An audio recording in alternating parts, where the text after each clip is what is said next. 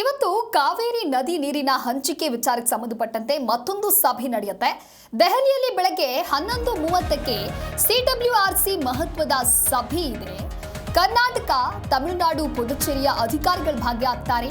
ನಿತ್ಯ 12,000 ಕ್ಯೂಸೆಕ್ ನೀರು ಹರಿಸೋದಕ್ಕೆ ಸಿಡಬ್ಲ್ಯೂಆರ್ಸಿ ಸೂಚನೆಯನ್ನ ಕೊಟ್ಟಿದೆ. ಬಾಕಿ ಇರುವ ನೀರು ಬಿಡುಗಡೆಗೆ ಸುಪ್ರೀಂ ಮೊರೆ ಹೋಗಿದೆ. ಈಗಾಗಲೇ ತಮಿಳುನಾಡು ಕೋರ್ಟ್ನಲ್ಲಿ ಮತ್ತೊಮ್ಮೆ ಸಭೆಯನ್ನ ನಡೆಸುವಂತೆ ಒಂದು ಸೂಚನೆಯನ್ನ ಕೂಡ ನೀಡಲಾಗಿತ್ತು. ಹಾಗಾಗಿ ಆ ಸೂಚನೆಯ ಪ್ರಕಾರ ಇವತ್ತು ಸಿಡಬ್ಲ್ಯೂಆರ್ಸಿ ಸಭೆ ನಡೆಯುತ್ತೆ. ಸಭೆಯಲ್ಲಿ ಯಾವೆಲ್ಲ ಅಧಿಕಾರಿಗಳು ಭಾಗಿಯಾಗ್ತಾರೆ, ಯಾವ ರೀತಿಯಾದಂತಹ ನಿಲುವನ್ನು ತೆಗೆದುಕೊಳ್ತಾರೆ, ಹೇಗೆ ತೀರ್ಮಾನವನ್ನ ಮಾಡ್ತಾರೆ ಕಾದು ನೋಡಬೇಕಿದೆ.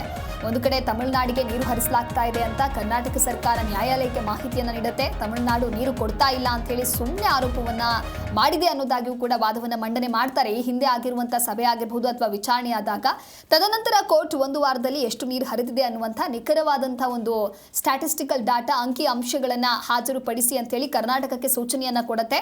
ಕರ್ನಾಟಕ ಆ ಸಮಗ್ರ ದಾಖಲೆ ಹಾಗೆ ಅಂಕಿ ಅಂಶಗಳನ್ನು ಕೂಡ ನ್ಯಾಯಪೀಠದ ಮುಂದೆ ಮಂಡಿಸಲಿದೆ. ಒಟ್ಟಾರೆ ಆ ಒಂದು ವಿಚಾರಣೆಯೂ ಕೂಡ ಮುಂದುವರಿಯುತ್ತೆ. ಅದಕ್ಕೂ ಮುನ್ನ ಇವತ್ತಿನ ಸಭೆ ಆಗತ್ತೆ. ಸಭೆಯಲ್ಲಿ ಮತ್ತೆ ಹೇಗೆ ತೀರ್ಮಾನವನ್ನ ಮಾಡ್ತಾರೆ ಕಾದು ನೋಡಬೇಕು.